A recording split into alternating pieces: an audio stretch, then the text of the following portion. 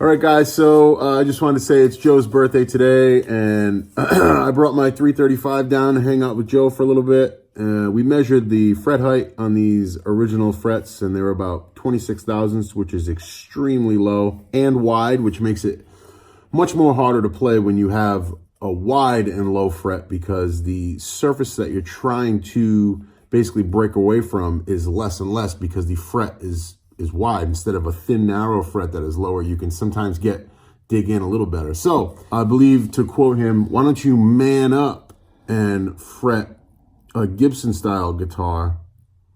On his birthday, I gave him the liberty of saying it. But Joe, you want to come on in here? So everybody say happy birthday to Joe. And so explain my issue, what's going on here. It's a matter of friction. The higher the fret, the further up your finger is from the board. And so when you do play and bend, it's not mashing down as much on the board itself. So to alleviate that problem, we're going to put higher frets, and so there'll be less friction for him. So I'm on my own, huh? Yeah, he's pulled one, and he's got a few to go. And we'll get back to you when he's got them done and clean it up. And why can't I just pay you to do it? I don't want to do it. I want you to do it. You're a luthier. Yeah, but I want you to learn too. Well, it's his party. He can cry if he wants to. We'll be back. All right, guys. So if you tuned into the Esquire refret video, you'll remember my process of using a little water and trying to get some steam under the fret. If I can get the camera in just right, you can start to see. You get that steam just going a little bit. Trying to free up that fret.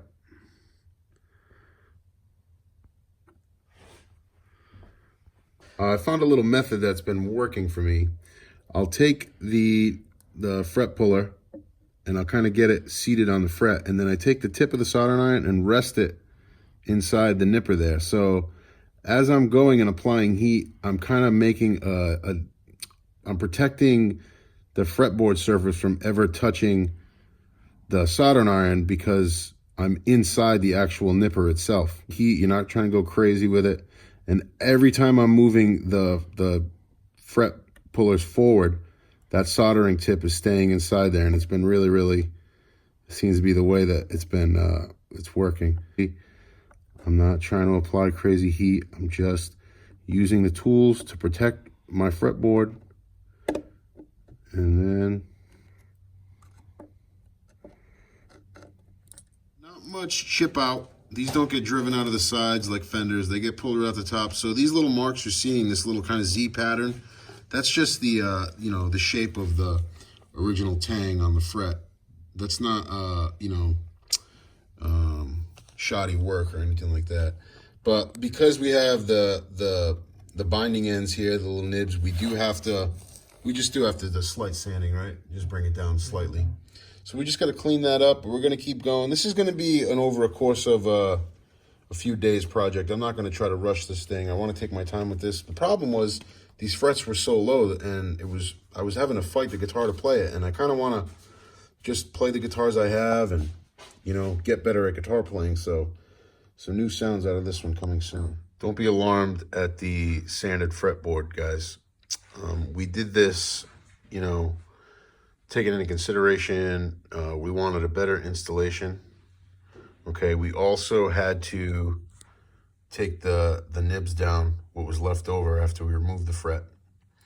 So it's a little bit of a tedious process, and what you're seeing touched, is really not a lot of material taken off. If you were to wet your finger and touch a fret, that's what your fretboard's going to look like, much like it did before. This is just because you've removed the top oils off, you know what I mean? So once we re-oil this board, and, the big thing is, with anything prep, whether you're a welder, whether you're doing, auto body work or anything like that, prep is the key to a good job, especially with a fret job. Prepping the surfaces, prepping the slots, prepping the board for a good installation is really key to proper fret work. And we're going to carry on. Started, but I want to explain to you what we are doing here with the frets. Being a Gibson 335, it has binding. So, Joe, you want to give a little insight to why you do this? Okay, basically, because we have binding, we've got to eliminate the fret that would ordinarily cut through the binding, because obviously we want to keep the binding as is. So you notch an area that will fit in between the binding, and then the excess will actually go over the binding, and then we proceed with a regular fret job from there. The only difference will be is that Gibson brings their fret to the side of the binding originally, but we're going to be going over the binding. We've sanded those knobs down where Nick showed you that previously. So the fret will appear to be all the way to the edge of the binding, but the actual tang is brought in some to facilitate the binding still being underneath it in one piece. Very well put, Nick. All right. I'll show you what this looks like when it's done.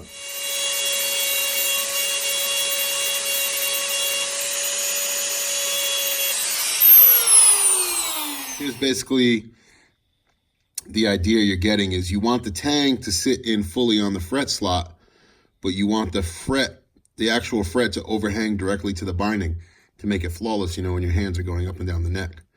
So as you can see what I did there, you bring it in on both sides and you've kind of centered it with your eye.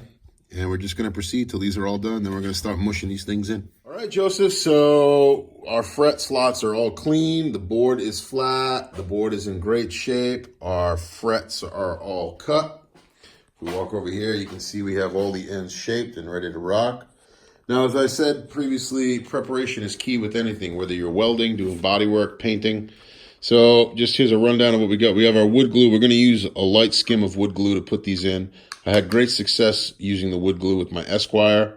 And this is the first refret on this guitar, so the slots are in great shape.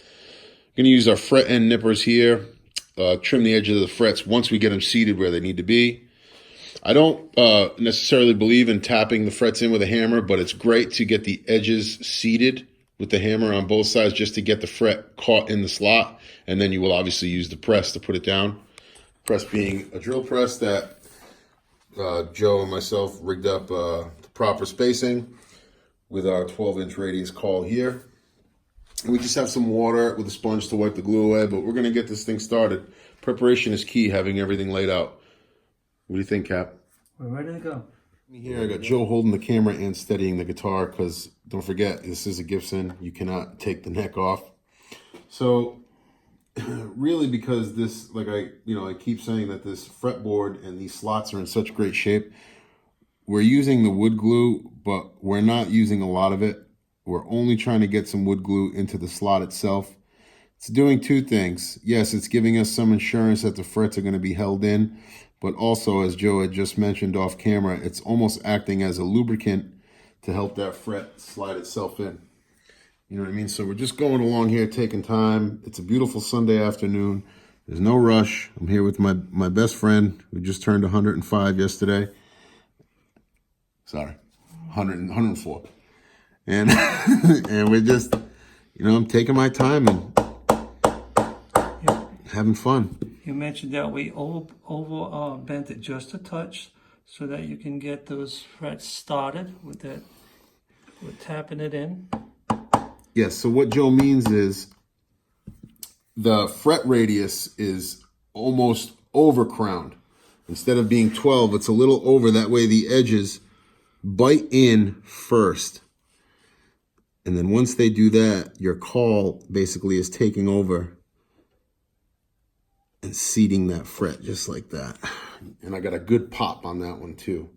Not hard, but just enough to feel it doing its thing. And we're going to do the rest of the neck. I'll show you now. The next step in here is, Joe, if you can keep that camera going. Yeah. Coming with our nippers. Going to get as tight as you can. That's almost it, man. Yep. Then I'm gonna do one more because when you nip the edge of that, sometimes you can rock the fret and distress it. So I basically go back in there and give this one more press just to make sure that son of a gun's seated. Like so. Let it out. Take my sponge that's been pre-watered down. And again, I'm not soaking the neck. And I know somebody commented last time, how dare I soak the neck? I'm not soaking it. I'm just wiping that excess glue off. I come in with my towel. I wipe all that excess water off. You get that spot underneath, Nick. Look, look. There you go. See that? You blow on it a few times, the next thing you know, you got a fret that's seated. So we got 4 frets in there so far. I don't know if you can see how I can nice see it's it. seated. Yeah. Now I can't film everyone because it would just take forever, but you get the idea. Once we get closer to the heel, I'll show you a couple more. But you know, the rest of this, it just gets you know, taken care of in the rounding over and cleaning the edges. It's going great. So guys, Joe did about 10. I did 11. I'm going to work the camera on this last one so I can show you a few points. You know, working with a brand new fretboard, something you know, you're making a neck and you're gluing a fretboard to a wood blank, is really, really precise and really easy because you're dealing with a properly shaped surface. You get a guitar that's been played, it's got some miles on it. Some of the edges may be rounded, and we found that when we were cleaning this fretboard that the outside edge towards the 17th and back had a little, were over radius compared to the 12 inches that it was. So we're noticing something when installing the frets, and it just takes a little more patience, a little meticulous time, but Joe's going to walk you through this last install. Okay. So now we got our fret surface. This was the problem that we had from the board being over radius. Yes, areas here and here. Right. You'll see what I'm talking about. Now this glue, I said it's going to, you know, acts as an agent to hold the fret in. It's going to act as a lubricant when the fret does go in, but it also provides one more thing. It almost gives you a little bit of a guide. Where you see the glue squirt out, you know you got a full seat. And if you're seeing a gap there and you don't have glue squirting out, well then you know you got to focus on that area a little bit. Okay. So, all right, so.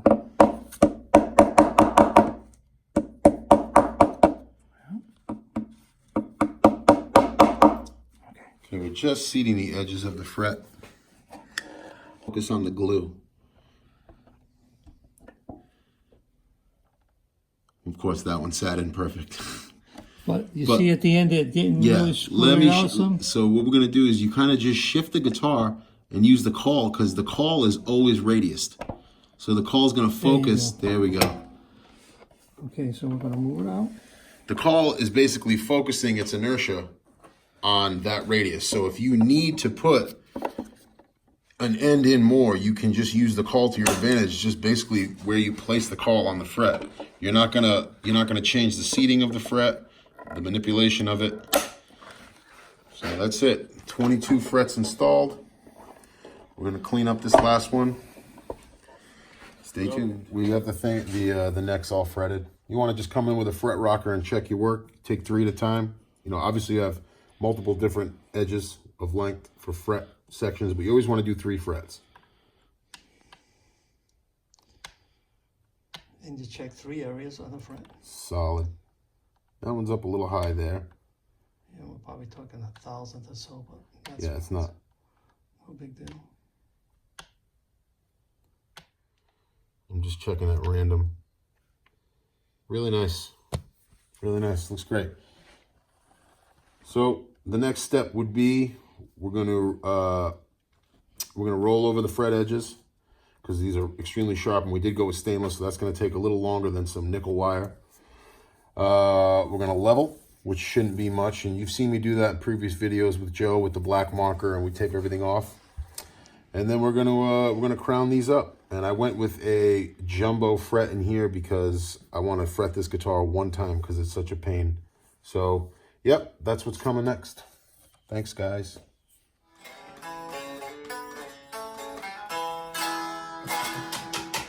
All right, guys, so we're back. Little story with the 335.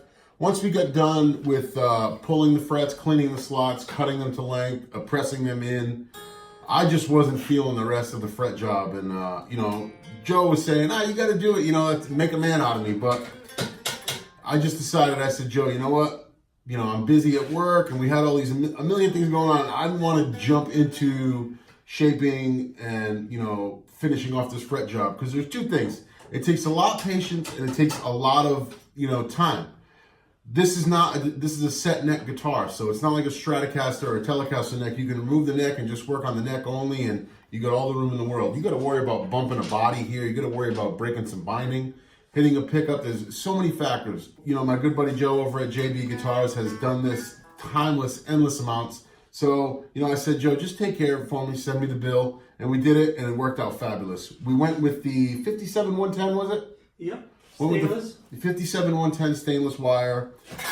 Plenty of height. You can hear how loud the guitar is. We also changed that plastic nut that they had on there in the 80s to a real bone nut. And we also, you know, we went with the old Billy Gibbons wrap. We went with a set of, I think, 46 to 10 on here. Light relief. Action is about 75 thousandths, and it just plays amazing.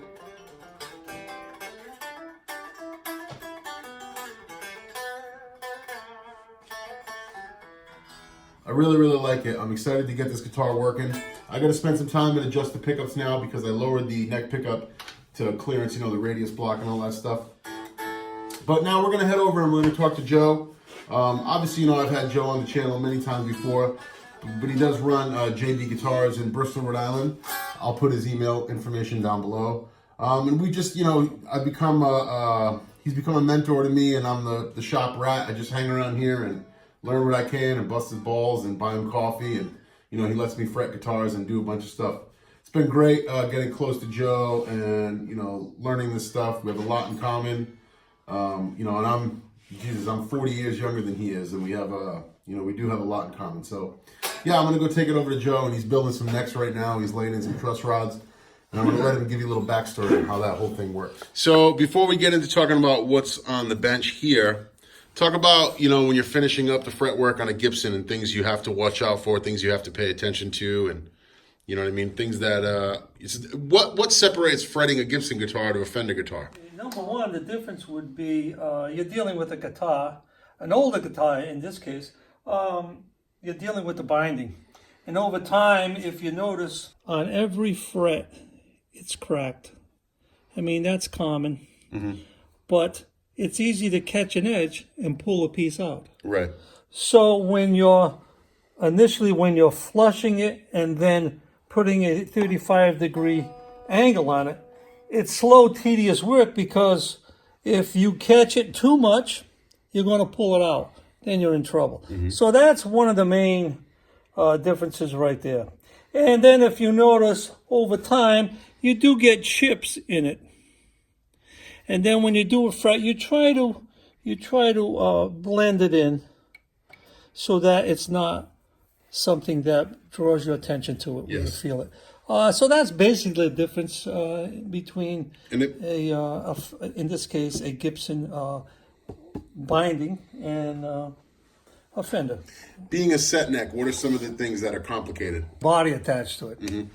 And in that doing, in fact, I went out of my way, not only as you mentioned that you lowered this, I actually removed the pick guard and this pickup out of the way. So that when I am leveling and doing my radiusing and angling, it's obviously not in a way, it's not a factor. I have leather, I protect it with leather, and so in saying you add in all those factors, it's a fret job that takes substantially more time. So, you know, one of the upgrades we did when we were doing this guitar, we did two kind of maybe tone improvements in a way. We swapped the nut out for a bone nut, and also we went with stainless tall wire. So kind of same the Gibson spec, the jumbo spec, it would have been in there, just a stainless wire. Right. Now, some guys do frown upon the wire, but I fell in love with the stainless 57-110 wire and what it does. So what are some of the advantages to having, you know, the bone nut now and the stainless wire? What is that doing for our overall sound of the guitar? Well, stainless wire, a lot of guys say it's a little brighter. I think it is somewhat, but because it's harder, obviously it's going to last longer. It's easier bending because of it being a harder surface. The strings will slide over it easier because it is harder. And being up high, you're not mashing down on it, so it is easier bending. you have more mass, so you have more sustain. And once again, because you're not mashing it down because it's up from the board, you have better tone. So it's really a win-win-win situation. Now, as far as the nut goes, bone was a harder substance than the plastic that you had. And also, if you notice that the strings are sitting proud of the top of the nut, and that's what you want. Ideally, you don't want any more than half of the thickness of the string to be in the slot. So in saying that, basically what I'm saying, these are shallow slots because all they are is potential problems. If they're too deep, you get a little bit of buzz, you get more binding, it's more friction. So you just want the string basically to sit on the nut and not necessarily in the nut. That makes a difference in how the string feels free. It's got room. It will ring better. So that's basically how I set up a nut and why I use bone. They have synthetic material, high-tech plastics, some of them with almost like a lubricant in it. But I still go with bone, I think. So lastly, many of the people that are watching this may know, but just explain the wrapping and the tension and what you find in that. You know, I mean, I know a lot of famous guys like Joe Bonamassa, Billy Gibbons. That's a way he likes to wrap it. Many people out there, and this is kind of redundant info, but just explain, you know, as far as angles and what you find happening there. Well, by wrapping it over, you've changed the brake angle. So instead of running from the saddle downward, yes, it's a little bit higher. And some players find it easier to play because of that brake angle difference. I know it's still brought up under the same tension, but they seem to find it's easier playing. So I found that I could tune my Gibson style guitars to standard with the flatter radius, but with the top wrap this way, and I kind of get that same slinky E flat feel I would have on a Stratocaster neck. And that's what I found worked for me. As far as setup, we kind of set the guitars up the same way. Mm-hmm. You know, this being a little flatter radius, I don't have the action up as high, which is great. But I just ripped through the guitar for about 20 minutes. And Joe just called me this morning and said, come get it. And it plays great. It's nice and comfortable. And the guitar, this is my birth year guitar. So this is an 8259 dot. This is when they first really started to make them great again, I should say. And the neck shape on this one is such a great contrast, going from like a nice fat neck fender to this really nice 59 shape. Not so much a D, not so rounded. It's got a nice quick shoulder, but it's still got some girth to it. It's really comfortable. And I'm super happy with the fret job. It came out great, you know. And I'm not just saying that. I did pay for it. So let's talk about what you have going on the bench over here, Joe. All right. One second. Let me move this. So, like I said, link down below for JB Guitars. But Joe over at JB Guitars, he builds custom guitars, Fender, Gibson style. Basically, you know, we've done a Flying V, Les Paul Juniors, ES335, Stratocasters, Tellys, Les Pauls, even a classical guitar and violins. Yeah, and a hop. Yeah, right. So, I mean, this is just something that's happening. This is some wood we harvested. You and I went and picked this up a long time ago. Yeah. And kind of give us a layout of what's going on here now. Sugar maple, hard rock maple. It's a little heavier than big leaf maple, which is what this is. And you can see the figure, I think you can see the figure in that. So what we're going to do here, and this is Mikasa ebony quarter sword, very dense, beautiful wood, very stable. So what I've got here is a Strat and a Telly. This is a 2-way truss rod, and I've routed in the slot for it, and now I'm setting it up because I have to take out material here and there. And so this is what I'm doing here. Basically, you're going to have a stripe-free back, and this is being so you're basically doing all of your work, and then you're gonna laminate a slab, this maple slab to the top of that, and then finish your route. Right, and then of course, then it has to be radiused and further width. But what you'll end up with is a clean back. Clean back, yep. But it will look like A rosewood board guitar. a rosewood board in one case, and in another case, it's going to be figured. So you'll see the figure on the top and the side. So I think, and sound-wise, I think it'll have a great tone. So Okay, now some of the tone characteristics from, say, one to the other. Because essentially the fret being pressed into the fretboard and all of the work being done at the fretboard, the neck blank itself, the body of the neck, it's going to have an impact on tone, but you find that more of the tone will come from the actual fretboard material itself. each one gives or takes from what you're looking for. Now, I would say with this Mikasa Ebony, with hard rock maple, which has a little bit brighter tone than soft maple, this will impart a little bit more brightness. Okay. It's also beautiful, and it's very stable because of the fact that it's quarter sword. Now, the big leaf maple won't be as bright. It's still bright because it is maple, but I'm using it because it will have a nice figure and will show up nicely on the guitar. And Yeah, imagine that on a fretboard. so that's what you're going to be looking down. And well, this has sort of got that burn on it, but it will be all striped like that also. It's amazing. Yeah, it's some good looking stuff. And then, this is the top, and there you go. That plus your fret wire. Whew.